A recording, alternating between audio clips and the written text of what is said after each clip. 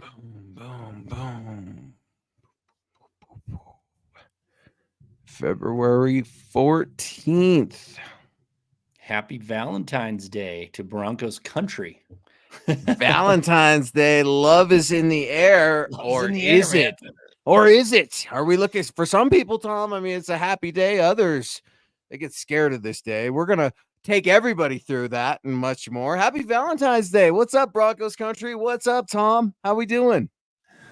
Packing up, like I told you, packing up to move, getting got a lot going on. So yeah, Yeah, I'm happy busy. Valentine's Day, Tom. On Valentine's Day, Tom's wife asked him to get out of the house. So Tom is packing up. He's getting ready to go. He's hitting the road. No, Tom's getting ready to move. It's truly the off season if you're moving houses, if we're talking NFL draft, we're talking Bronco contract extensions, talking rookie quarterbacks, mocks, Hall of Fame, all that, and much more to come in tonight's MHI. But before we do that, let's say what's up to some of the fellas out here in the stream. I was off last week. Missed you guys. Was doing some volleyball, some girls coaching girls volleyball. We had a blast. But David, we missed you, man. Good evening, everyone. This crap with Russ is like watching a bad soap opera. And that's just it, David. There's lots of drama right now, right? When you're talking about the Denver Broncos, the quarterback position. But let's back up just a little bit. Just a little bit. Tom, what did you make of Super Bowl 58 in Las Vegas? The damn Kansas City Chiefs, back-to-back world champions. I hated it. It's terrible. That's the only thing I can say. I just can't. I hated every minute of it. I hated that I was rooting for the 49ers too to beat them, but it's worse that the Chiefs won. I just it was painful. Yeah, I completely agree. It was painful because I feel like America was a lot like my family on the Super Bowl, where we're sitting on the couch and we're screaming at the TV. What are you doing? You can't leave this much time and opportunity in the hands of one Patrick Mahomes, 3-time Super Bowl champ, 3-time Super Bowl MVP, defies all the odds, quickly chasing Tom Brady, right? And that crazy conversation everyone likes to have these days about the GOAT. Very frustrating when you look at how that game ended, especially if you're a 49ers fan, which we all were, at least for Sunday. But news comes out of San Francisco today, Tom. Steve Wilks is out as defensive coordinator. Kyle Shanahan officially running over and backing that bus up over Steve Wilks, defensive coordinator out of San Francisco. He's out. What do you make of the surprise move? It was interesting. I was surprised, but I don't know why. It seemed like he had a pretty solid year coaching the defense. Had a pretty solid game. He couldn't stop them at the end, but a pretty solid game overall. Held them to very few points. I don't know. It just seemed a lot. The thing that bothered me about it was why wasn't I don't know if Kyle Shanahan just can't learn his lesson about deciding that in the Super Bowl in the second half, let's just abandon the run kind of thing. So that was interesting. I think with Kyle, you see a lot of paralysis by analysis. That's exactly at least how I viewed it. Kyle's a smart guy. Everyone talks about, the Shanahan tree and this level of preparation and intelligence. And I believe that. It's not just lip service. I think we see that. We see the coaching tree. We see the success. We see the opportunities that it brings. I did see today out on social media, apparently Nick Bosa is saying that the 49ers weren't prepared for the read option, which I haven't gone back and watched the film, but I'm pretty sure the Chiefs only did that like once or twice the entire game. Runs. Probably the most important time on that fourth down, right? Yep. But, Kyle Shanahan called a timeout in overtime. And it's being suggested or speculated that he absolutely hated the cover zero call that was out there that Steve Wilks put out there. Coach was screaming in the headset. We could all go back to that. But look, Kyle's got some stink on his name right now for all the success that he's had in the NFL, for all the success he's had in his career. That he makes his dad proud. And I mean that. That's not sarcastic. I think Mike is very proud, Mike and Peggy, of their son, Kyle. But man, to lose twice in overtime, the only overtimes in Super Bowl history after having a double-digit lead, it's haunting, Tom. Yep. Yeah, it was interesting because, I kind of just joked about it a little bit on Twitter. Like, is he going to learn his lesson and run the ball in the second half, and he really didn't. It was strange. Came out 6 straight passes. Some of them had to happen because they got behind in the on the yard line and everything, but still it was strange. I think if you think about it, if you look at say he had come out running the ball, would the Chiefs had enough time at the end? Had they ran it instead of just going 3 and out, ran some of that clock off. It's second, you got hindsight's 2020 or whatever, but it just seems strange, especially coming from the Shanahan tree, so to speak, and relying on the running game so heavily, especially during the year, and then to come out in the second half and do it. It just was strange. It was strange. So it was odd. And then it was odd. You look at the box score, right? And Christian did technically get 22 attempts on the ground for 80 yards, but it was the manner in which the play calls were either when they were called or when they weren't called. It just felt like things were so random. After Christian fumbled the ball on that first offensive series, it's almost like the Niners went into Kyle specifically on the offensive headset, went into, okay, it's on me. I've got to show the world that I can outsmart Spags. And look, give Spags his flowers. Super Bowl champ, right? Back to back, 3-time Super Bowl champ. I still don't think he's the greatest defensive coordinator in the world. I know that's an unpopular opinion. I think he had some exceptional talent this year. I think he had a lot of underrated players on that defensive side of the ball. But Kyle Shanahan, man, while I want to have compassion for the human being, I was screaming so much at my television thinking, man, what did we learn 4 years ago? What did we learn from the Atlanta mess? It's super frustrating when you look at it. We're talking Super Bowl leftovers, Tom. I did have a couple of notes here on this pad I wanted to get to you. Favorite Super Bowl commercial? I'd love to hear yours. Broncos country, I'd love to hear yours. Let's open it up in the chat. I'll give you mine real quick. I'm a cheesy guy, right? So the age at State Farm with Arnold and DeVito, I was all about it. I was here for that. I'm 5 years old. That type of humor, sign me up. Agent State Farm. Yeah, that one was good. I thought it was a kind of a lackluster commercials for the Super Bowl this year. None of them really popped out. I was like, whoa, that was a great one. I kind of got a chuckle about the little kid, the babies playing pickleball. That was kind of funny, but yeah, none of them really stood out to me, which was kind of weird. No, it's tough, man. And like the halftime show, I didn't like it. Right, I didn't like it. But no, I didn't care for it either.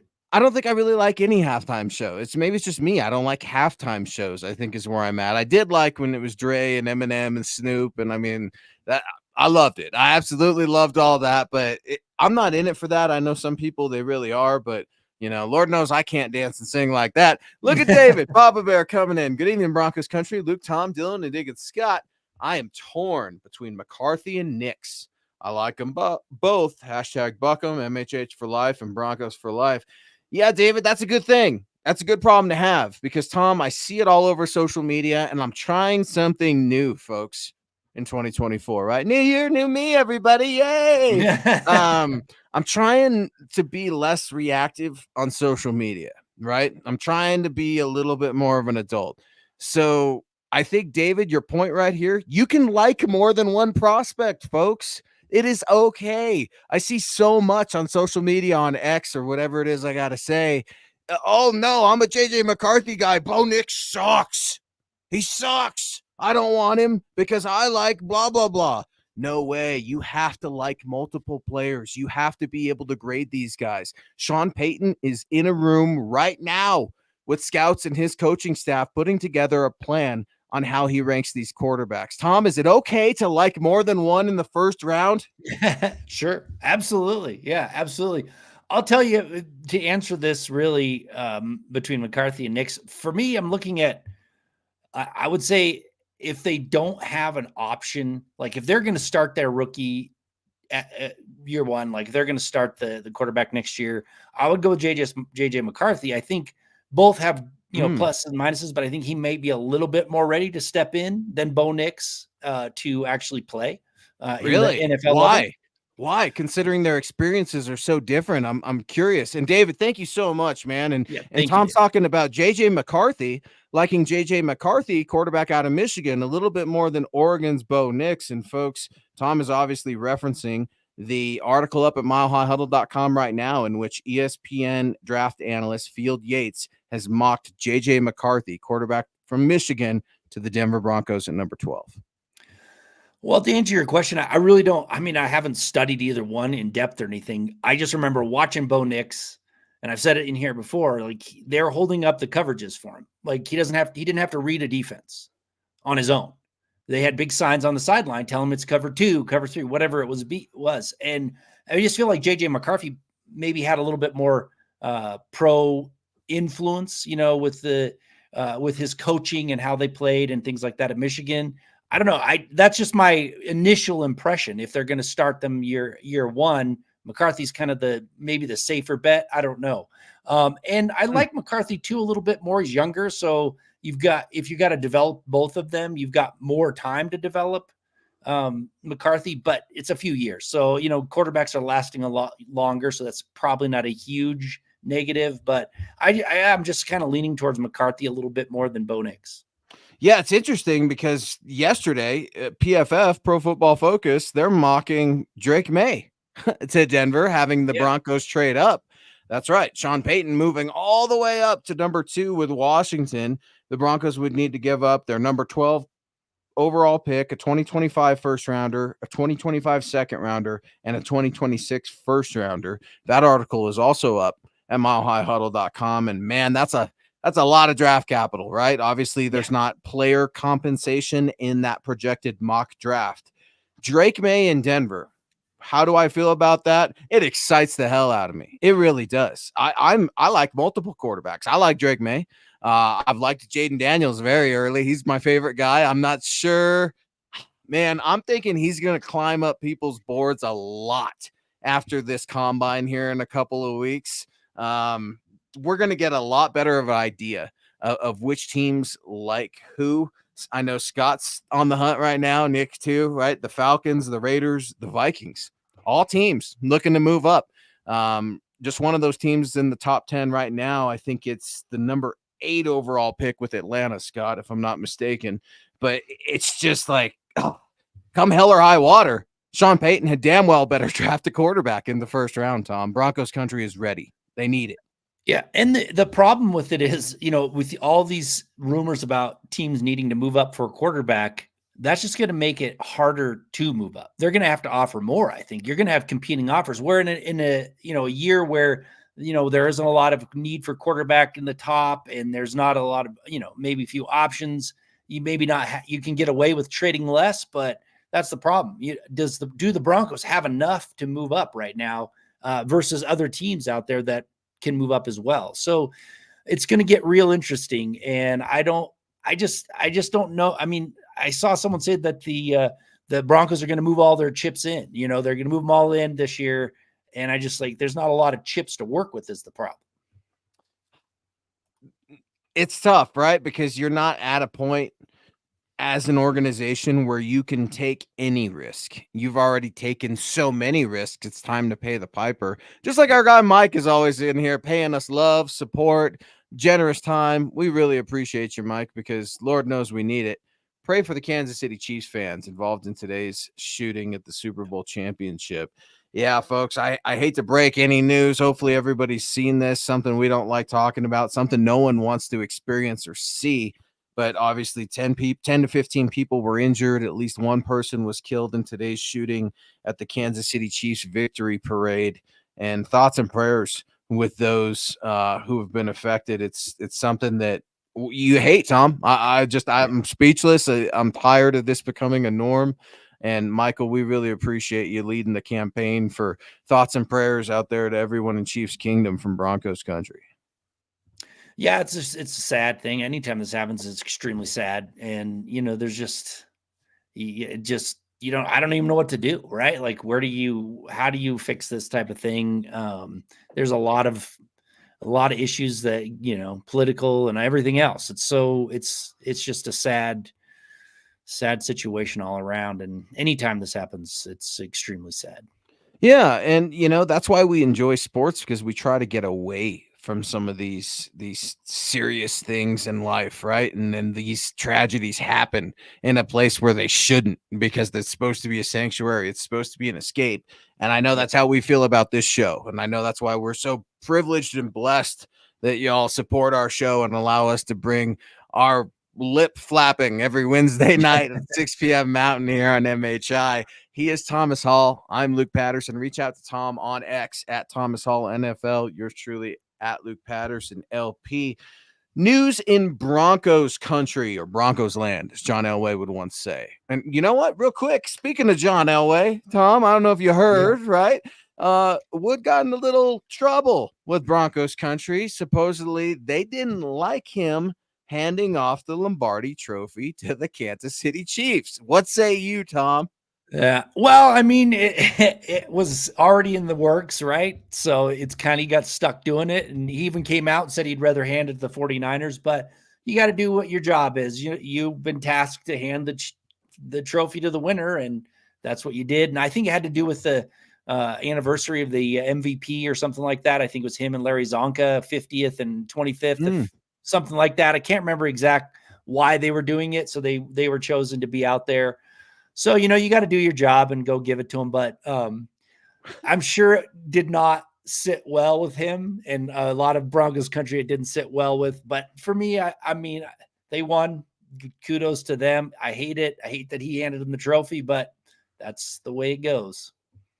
I wasn't even watching by then, if I'm being completely honest. Like, the touchdown scored, I turned the TV off, right? I wasn't 49ers fan who broke my TV or anything, but I turned it off. I'm like, okay, I'm done. I'm ready to go to bed, watch something else. Like, I'm not going to watch this team celebrate. Like, really, Broncos country? That's what you're doing at the end of the Super Bowl? You want to watch them get the trophy? You want to watch them celebrate? Nope. And I've got news for you folks. John Elway's been known to have a couple cold pops. He was looking like he was feeling good to me. I don't think he was genuinely happy that the Chiefs won. I think he was having a good time. You're in a rare moment. You're around something special. You won 2 of those. You were a Super Bowl MVP. Why the hell wouldn't you say yes to that opportunity? I think anybody would. And oh, by the way, he's John Elway. He's done more for the Denver Broncos than any human being alive. He kind of gets that pass. He can kind of do whatever the hell he wants when it comes to passing out that trophy. Just like our guy Gary, GLP could do whatever the hell he wants on this show because he's been rocking with us since day one, a $9.99 super. All right, guys, it's pick 12. Oh, and JJ and Bo are still on the board. Who do you like? Man, that is a tough one. I know that Tom's going with JJ. I think I got to go Bo Nix. I'm not in love with Bo Nix. I like his experience. I like his upside just a touch more than JJ McCarthy's right now. That being said, I think JJ McCarthy has more talent than Bo Nix. But the big one for me is that processing skill, Gary. Which quarterback can process information quickly? Which quarterback can retain information short-term and long-term? That's the big question. I like it with Jaden Daniels. These two, JJ and Bo, man, that's a tough one, Tom. Yeah, I mean, like I said, I thought I'd give the nod to JJ McCarthy. Just if they're starting year one, he can step in easier. And I'll admit, I haven't went and watched him in depth. It's just from watching the games, seeing them play on TV without going through film or anything like that over and over again to see who I would prefer. I just, from what I saw watching the film, I just kind of leaned towards McCarthy. But I don't, I'm not going to say that either one is bad or good. Like, they both could end up being good players in the NFL. Both of them could end up being busts, because that happens every year. There's a quarterback taken first round, ends up not working out. So I just lean towards McCarthy a little bit more, mostly because I think he's a little bit more pro ready. Just, pro style offense. Harbaugh, it just, maybe he can step in a little quicker, because right now, I mean, if we're looking at this team and we're going to get into the whole Russell Wilson thing, you got Stidham right now, and that's your guy. Like, if you can get a rookie that can come in and outplay him right out of the gate, you might as well start. Broncos are going to get a retread quarterback in here. They're going to have 3. They're going to have a first-round rookie quarterback. They're going to have Jarrett Stidham, and then they're going to have some slappy. I don't know if that Slappy's going to be like Jameis Winston. I don't know if that Slappy's going to, you name him. That's going to be what AJ McCarron, I think I saw, got released by the Bengals today. I don't know. It's going to be the next kick the can down the road kind of guy, but that's okay when you have a rookie first rounder. And isn't it exciting that we get to have this conversation here on Valentine's Day? A Valentine's Day edition of MHI. He is Thomas Hall. I am Luke Patterson. Scott with us as well. And David Youngkin. He's coming in hot. Thank you for the support. I thought that JJ hasn't had to throw a lot at Michigan because they ran so much. Would you trust him to win the game? That's tough, right? You're looking for a killer, David. I see what you're looking at there. You're looking for a guy you could throw it on his back. But you also have to look for the ultimate team guy, the guy that's willing to win by any means necessary, win ugly. Hell, around here in Broncos country, we don't have the luxury to pick our wins and how we want them. We just want wins around here. Remember when we were so happy to almost be 500? Me too. That was a few weeks ago. I would like a winning record. I would like a postseason berth. And it's really, really tough when you're looking at these quarterbacks, David. And it's so fascinating to see guys all over the board, professionals all over the board. Field Yates saying JJ McCarthy mocked to the Broncos at number 12. You can read about it over at milehighhuddle.com. That's today. Yesterday, Pro Football Focus is mocking Drake May to the Denver Broncos in a trade with Washington at the number 2 pick. I mean, Tom, here we go, baby. It's mock draft season. Yeah. I have not done a mock draft yet. I like to do it. I used to do it all the time. When I was a kid, I loved to get the draft magazines. It was before the internet and the simulators and stuff. And I'd get the Sporting News and Did you get those by pigeon or mail carrier? How'd you get those, Tom? Yes, by mail. Would come in by mail, or I'd find them at a store. You happen to go, and I would try and write down my mock draft and everything. It's fun. I haven't done one this year.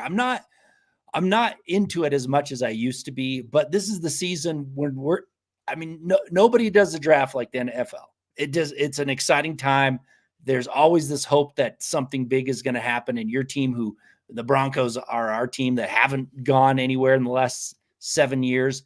Are they going to get that one piece that kind of pushes them into contention again? So it's exciting, but it's very unpredictable, these quarterbacks, I think, in this year's draft. I think there's some of them that people think are going to go in the first round that may be second, late second, even third rounders. I don't know. I mean, like Penix is one of those that he can go anywhere, right? Like you never know where he's going to end up. He's going to end up in the injury room. That's where he's going to end up. He would fit perfectly with a Broncos tight end. I mean, it's Cecil came on, right, just a couple weeks ago, right from the Senior Bowl, and talked to us about it. And look, man, some of those concerns with Penix, I'm scared off by him. I really am. Maybe I just don't see it, and I've been wrong before. We were talking about that, Tom, before the show went live and right before Scott, right? Man, sometimes I just feel like I want to make fun of this quarterback or that quarterback. And then I think of every time I was wrong on a first rounder that I really liked. Right. And I'm thinking specifically, I brought up Zach Wilson. I really liked Zach Wilson coming out of BYU. I think he might have even been my number 1 quarterback if you go back in my Twitter and look at it. Got to admit you're wrong. Got to be able to move on. You got to cut your losses. Now, everyone's giving Kyle Shanahan a lot of hell, as they should. But I look at the way the Brock Purdy situation was handled with Trey Lance, and John Lynch and Kyle Shanahan and the San Francisco 49ers came together and realized we made the wrong decision. It's time to move on. We have a better option. We have a solution. So that's been the Broncos' biggest problem, right? Tons of problems, zero solutions. And we've just been making problem after problem. The Broncos got dissed a little bit last week, Tom, when the pro football analytic nerds, right, all of us, apparently gave them a bad grade for last year's draft class. Now, I was a little confused by that, especially when you've got an all-pro like Marvin Mims, or Pro Bowler, a Pro Bowl returner. But I think the drafts lately have been trying to produce some guys, right? You look at Quinn Miners on the offensive line. You look at a Baron Browning, a Jonathan Cooper, those upsides, Pat Surtain. Could argue those picks alone saved George Payton's job. Yeah. What say you about the draft this year and the person that says, Tom, the Broncos do not need a quarterback in the first round. They need to build the offensive line. They need a new pass rusher. We could use another corner. What do you say to that fan? Because I am so emphatic that they need a quarterback in the first round. Well, I mean, I can see that point, right? Because they've got so many holes at key positions, and they might even have more. Like when they start to trade some of these players to get under the cap and get some draft capital, you might see more holes. So part of that thinking for me is, okay, you don't get a quarterback this year, you try and get one next year. And I don't know, maybe next year's draft class is terrible. I have no idea. What I'm saying is that gives you another year of that window when you have that quarterback on a rookie contract as you're already starting to build up. You get a young left tackle, you get a young edge rusher. You build up your team as a young team, and that then they kind of grow together, and you have that fifth year option of your quarterback on a rookie contract. You get that 5-year window. Whereas if you do it now, you still got to build up. It might take a couple years, 2 or 3 years before you're really ready to start contending. And by then you got to start thinking about, oh man, we've got to extend this quarterback that we found in the first round, which is fine. That's a great problem to have. You need to extend your star quarterback, but I can see that. I can see why they're saying that. But at the same time, you have to get a quarterback for the future, because that's what has been happening this whole time. You've found all these retreads. You traded for one that didn't work out. You need to find one that is going to be able to compete in this now very tough AFC West from my perspective.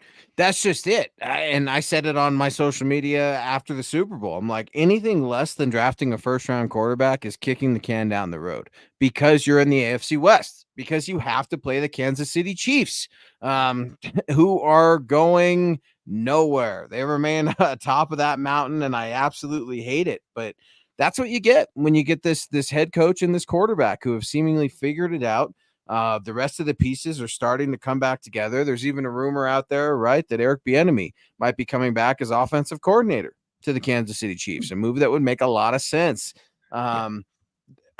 If you're in another division, if you've got some time to burn, if you're just, spinning those wheels, go for it. Take a left tackle, take a pass rusher. I'm not suggesting that the Broncos draft any quarterback, but I think we're all trying to guess who Sean Payton likes, and there are probably the top 3 that he really likes, and Caleb Williams, Drake May, and Jaden Daniels. Now, can the Broncos maneuver themselves to get one of those quarterbacks?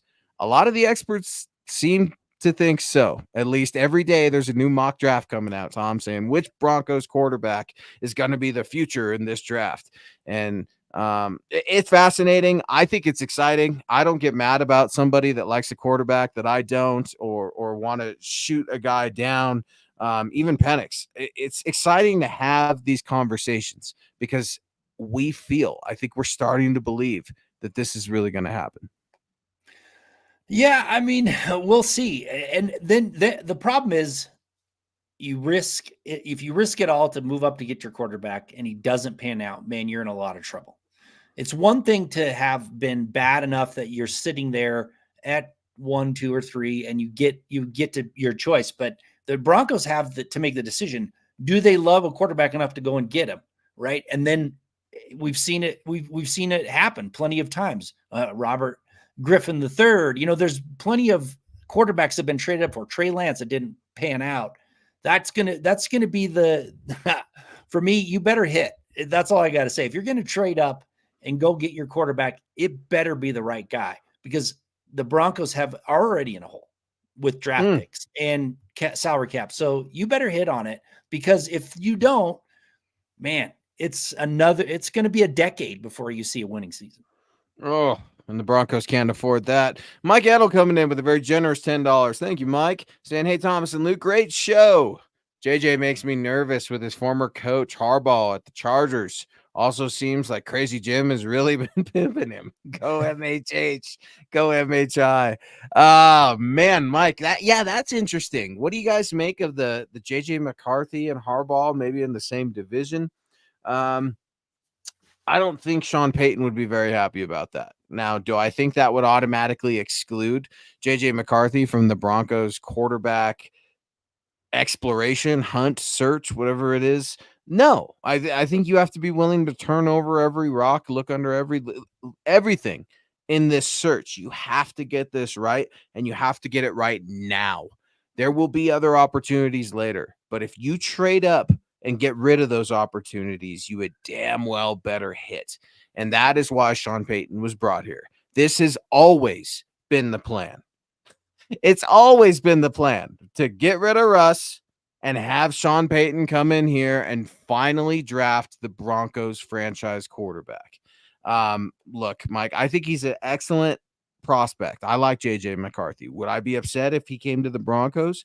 No, I don't think I would, especially if he was hovering around 12. Maybe the Broncos trade back a little bit. Maybe we get something else. Maybe Sean Payton fleeces the world. I don't know.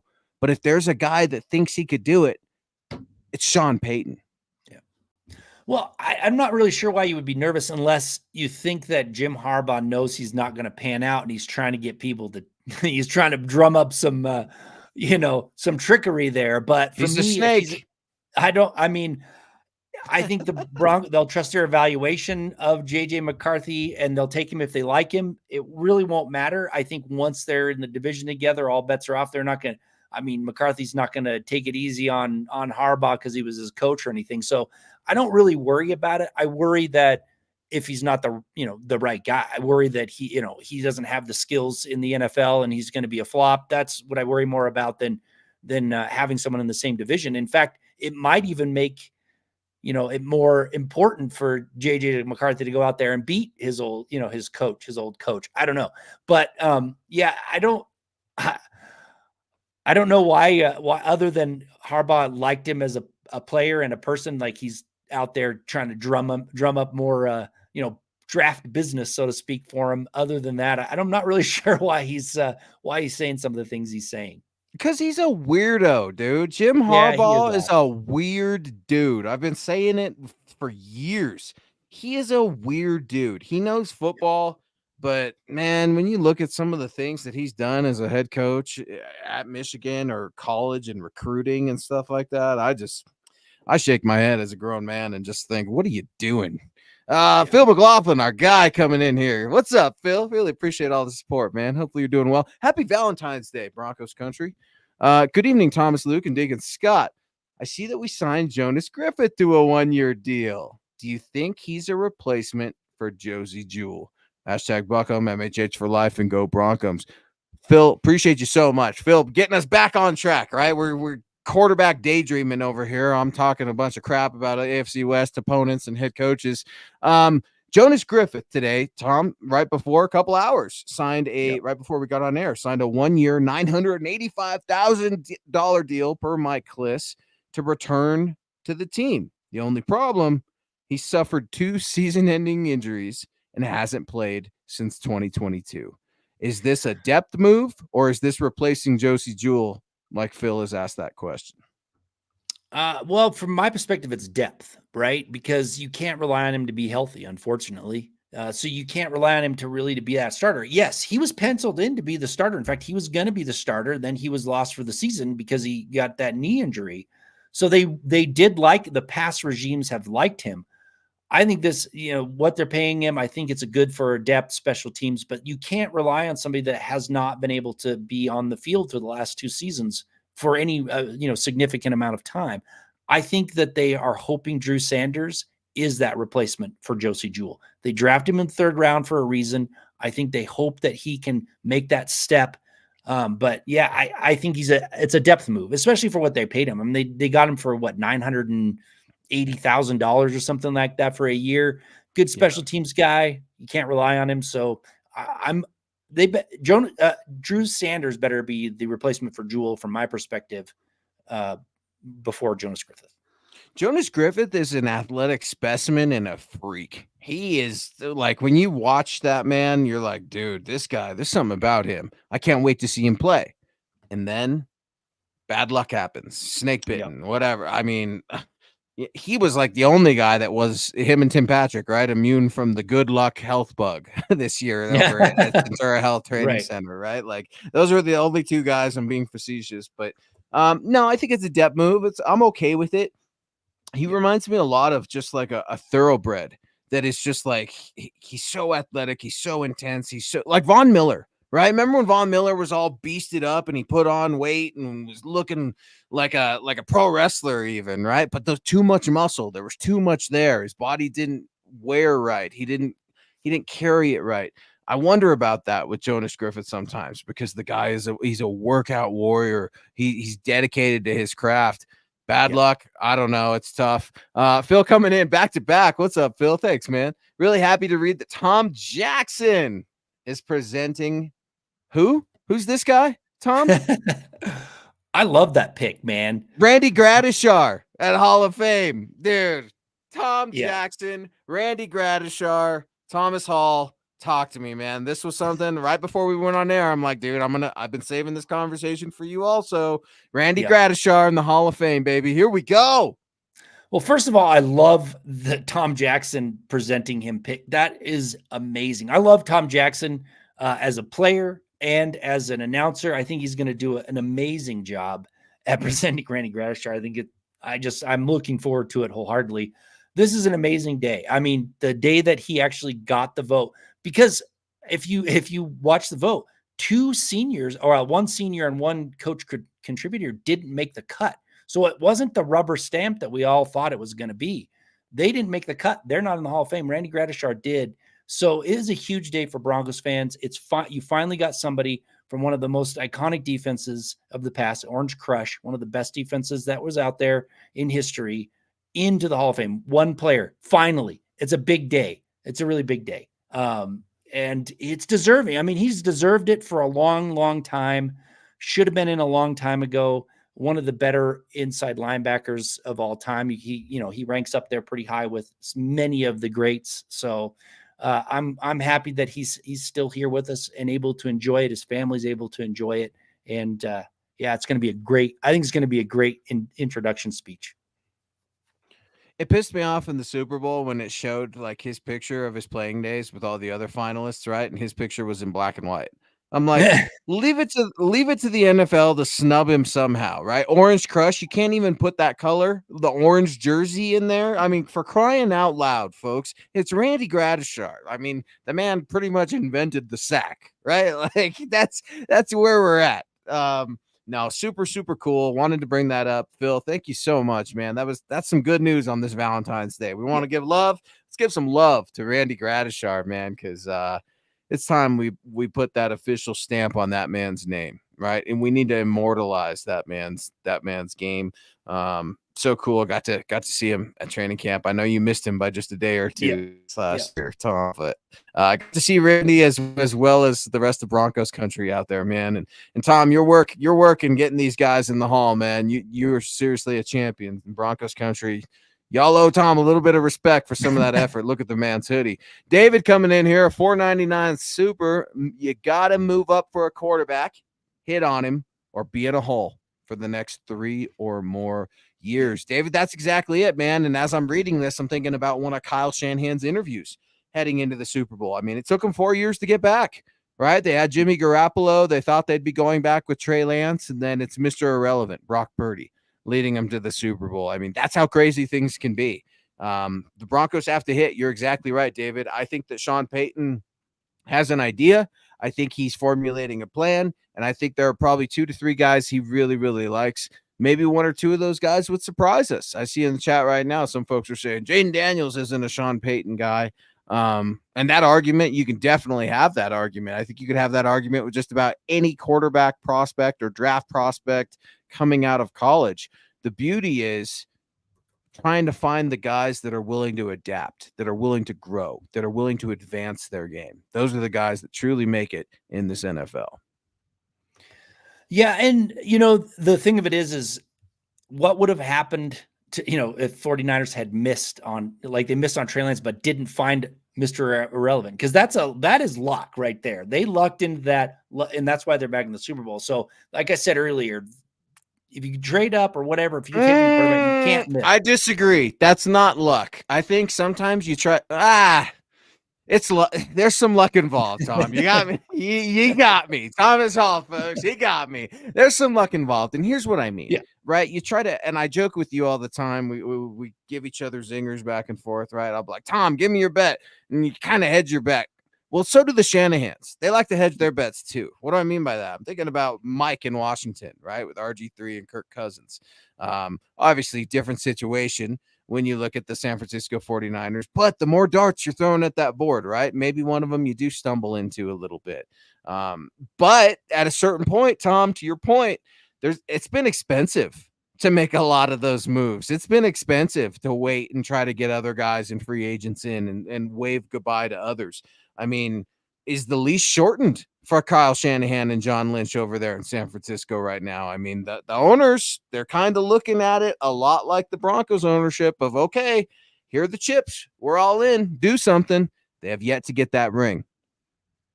Well, at least they've gotten close. I mean, they've went to the Super Bowl, so I would not jump ship on them yet. They've put together good teams. They've won a lot of games. They've been to the Super Bowl twice. Unfortunately, I not mean, good. It's tough to not go up good against enough. Kansas City. Kansas City's a good team. You got a great quarterback. So yeah, I mean, it's disappointing. It's disappointing, it's not good enough, Tom. They're firing the defensive coordinator today, bro. Can we get the Broncos? Can we hire Steve Wilks? Do they want VJ? Can we give him VJ? Send Van South there to the Bay? I would take Steve Wilks seriously, because you're exactly right, Tom. I mean, NFC championships, NFC West. I mean, these are big things that the Broncos have yet to even be in the conversation, right?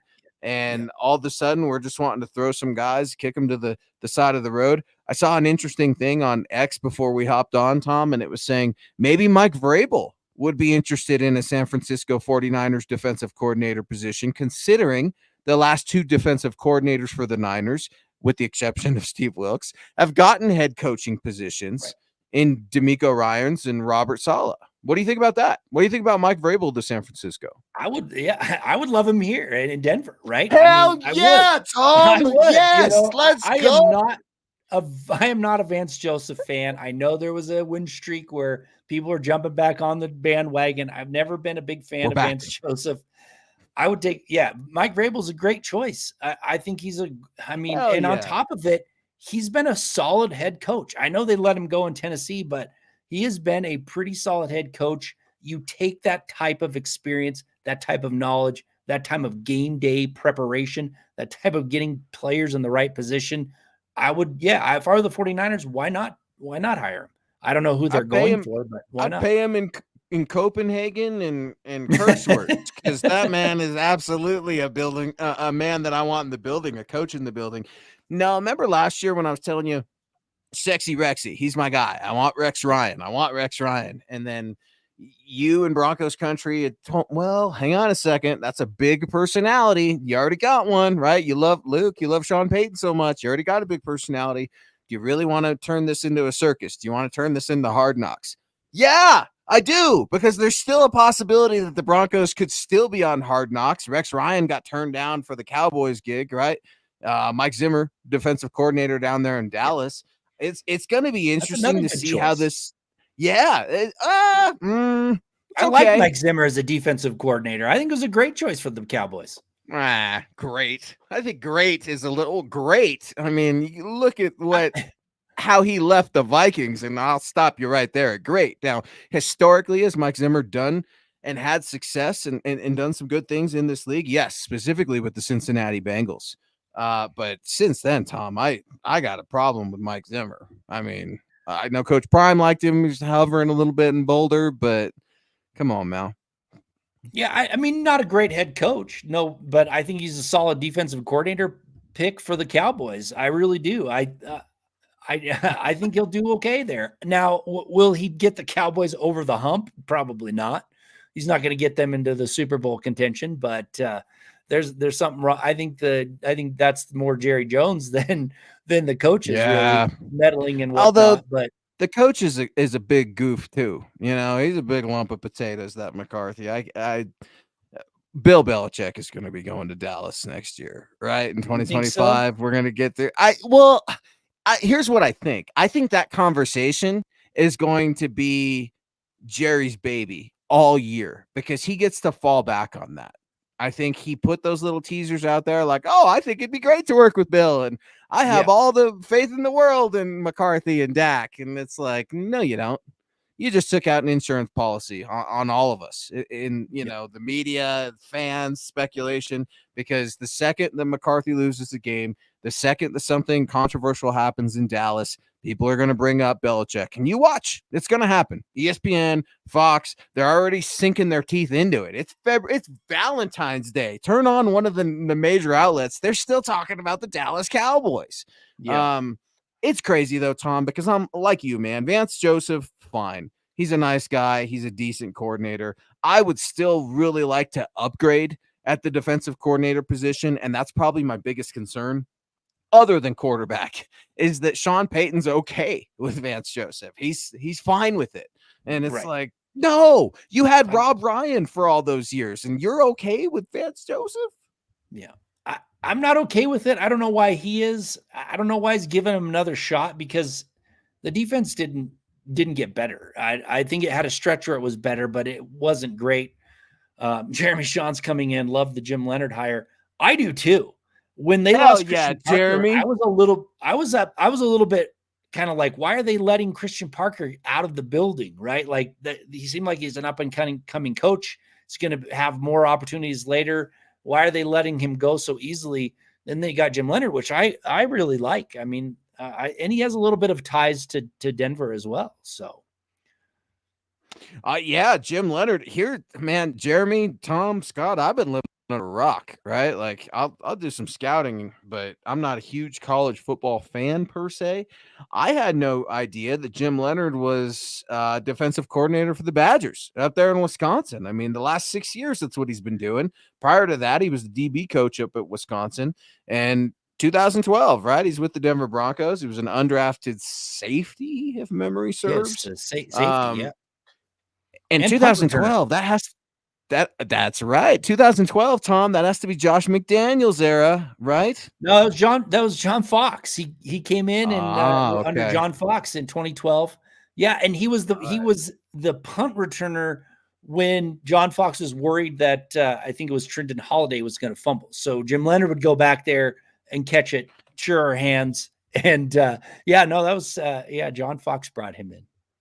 Well, as if Jim Leonard needed anything like else to drag him down. Didn't he wear like a really ugly number, like 37, 30, like something 36. weird? He was 36 with the Broncos. I think he bounced around different numbers. Yeah. Yeah. He was I remember when he was with the Jets, I think even, remember watching Buffalo him play. Jets.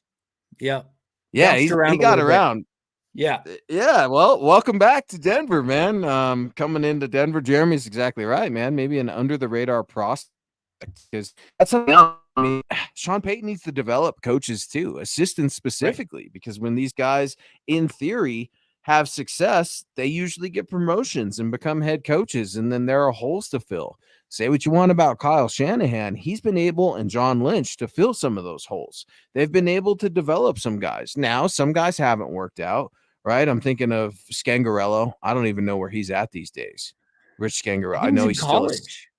Is he? Yeah. So I can think about guys like, I think about guys like Rich, and then I think about some other cats that are getting opportunities, right? You're thinking about little Callahan, right? And stuff like that. And some of the ties. It's just crazy how life goes full circle, Tom. I saw somebody in the stream here say, we're talking about Elway handing over the Lombardi trophy and talking about Broncos country being mad at him and all that sort of stuff. And somebody goes, man, John Elway, he wasn't even playing by the time I came around. And I'm like, oh man, that's right. We have a whole new generation of Broncos country fan who only know John, the executive.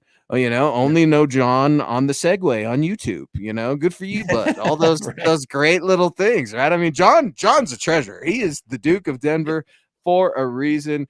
And speaking of dudes, absolute dudes, our guy Naj, we got to meet Naj, crack a cold pop with him. Hope to do that again this fall, man. Hey, brothers, I just wanted to show some appreciation. No idea when we'll beat the Chiefs again, so I'll have to just keep watching replays for a while. Always hoping for the best. Be well. Naj, thank you so much, man. Your energy and your support, you absolutely kick ass. Broncos are going to beat the Chiefs again next year. I hope it's when it matters. I hope it's in the postseason, right? Like, I'm okay, right? If you have a couple ugly losses to them, but if you can, they were close. They were so close, Tom. And I think if they can somehow rally, figure out who they want to be. I don't know if Sean Payton's going to institute the no social media policy, Naj, that he first came in with. Remember that? Remember when he came in and we're not going to say anything. We're just going to be quiet and we're going to be hard workers. And today I think I saw Nick Benito taking a shot at a fan account on X or something like that. You've seen Pat Surtain and Justin Simmons going at it with the guys on the radio here in Denver. I mean, it's a bad look either way you slice it. But the worst look, Naj is right. Those damn Kansas City Chiefs, Tom, they're not going anywhere. No, and they're getting the band back together, so to speak, because they're going for 3. And I just hope that they have a really big hangover, and because I don't see the Broncos getting better right away. I mean, and like I said on the show last week, you weren't here. I said if they hit on a quarterback and they hit on like an edge rusher or something, then yeah, maybe they can jump up a little bit. But I think they might take a step back next year. So if they beat the Chiefs, awesome. I hope they do.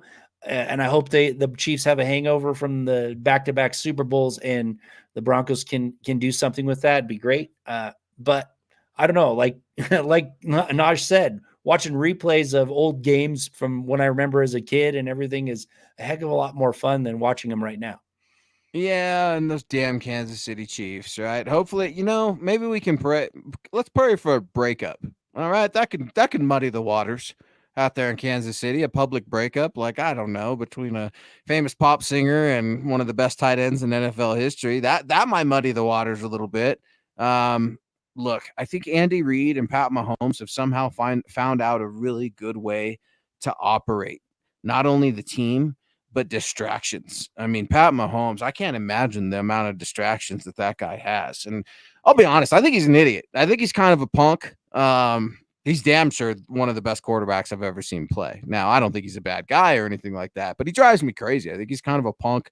I think he could carry himself a little better. But when you're the champ, you get to do whatever you want, right, Tom? I mean, you carry that belt. You kind of get to do what you want and puff your chest out.